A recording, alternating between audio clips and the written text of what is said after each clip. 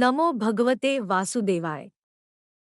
એકાદશ સ્કંદનો અધ્યાય 24મો અને 25મો સાંખ્યશાસ્ત્રોપદેશ તથા ગુણોનું વિવેચન। હે ઉદ્ધવ, કપિલાદિ મુનિઓએ કહેલું સાંખ્યશાસ્ત્ર તમને કહું છું। જગતના આરંભમાં કેવળ એક બ્રહ્મ જ હતું। પછી પરમેશ્વરે દૃષ્ટિ કરીને પ્રકૃતિનો ક્ષોભ કર્યો। તેમાંથી સત્વ, રજ અને તમ આવા ત્રણ ગુણો થયા। તેમાંથી મહત્ત તત્વ થયું। તેમાંથી જીવોને ભ્રાંતિ કરાવનારો અહંકાર થયો। અહંકારમાંથી ઇન્દ્રિયો તથા શબ્દાદિ તન્માત્રાઓ થઈ। આ સર્વે એકઠા થયા ત્યારે મારા સ્થાનરૂપ એક ઈંડું ઉત્પન્ન કર્યું। પાણીમાં રહેલા તે ઈંડામાં નારાયણ રૂપે હું રહ્યો। મારી નાભીમાંથી એક કમળ થયું, તેમાંથી બ્રહ્મા ઉત્પન્ન થયા।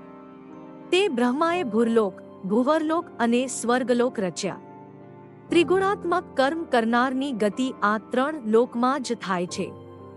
યોગ, તપશ્ચર્યા અને સંન્યાસાશ્રમ સેવનારને મહરલોક, જનલોક, તપલોક અને સત્યલોકની પ્રાપ્તિ થાય છે। મારી ભક્તિ કરનારને વૈકુંઠધામ મળે છે। સર્વ લોકો ચંચળ છે, એક વૈકુંઠ જ સ્થિર છે। જેમ ઘડો બન્યા પહેલા મૃત્તિકા હતી, ઘડો ફૂટ્યા પછી પણ મૃત્તિકા થઈ, ઘડાની અવસ્થામાં પણ મૃત્તિકા જ હતી।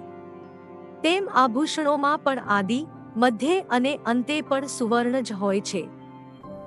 ઘડા અને ઘરેણાં વગેરે તો કેવળ વ્યવહાર માટે જ છે। તેમ આ જગત વિકારરૂપ છે અને વ્યવહાર માત્ર જ છે। વસ્તુતાએ એક બ્રહ્મ જ સત્ય છે। જ્યાં સુધી પરમાત્માની દૃષ્ટિ રહે છે ત્યાં સુધી આ વિશ્વ ટકી રહે છે। જ્યારે આ બ્રહ્માંડનો નાશ થવાનો હોય ત્યારે એકત્ર થયેલા ભૂતો જુદા થવા માંડે છે। પછી શરીર અન્નમાં લય પામે છે, અન્ન બીજમાં લય પામે છે, બીજ પૃથ્વીમાં, પૃથ્વી ગંધમાં, ગંધ પાણીમાં લય પામે છે। આ રીત જેનાથી જે થયું તેમાં તે લય પામે છે। સર્વ પરમાત્મામાં લય પામે છે। આ સાંખ્યશાસ્ત્રનો વિચાર મેં તમને કહ્યો। હવે ગુણોનું વિવેચન કરું છું। શબ્દમાદિક ગુણો ઉપરથી સત્વગુણી પુરુષ છે એમ અનુમાન કરવું। કામાદિક વૃત્તિઓ ઉપરથી પુરુષ તમો ગુણી છે એમ જાણવું। સત્વગુણની સેવા કરીને તેનાથી રજોગુણ અને તમો ગુણને જીતવા, પછી ઉપશમરૂપ સત્વગુણથી સત્વગુણને પણ જીતીને નિર્ગુણ થવું। આ રીતે ગુણથી છૂટો થયેલો જીવ બ્રહ્મ સ્વરૂપમાં જ પરિપૂર્ણ રહે છે।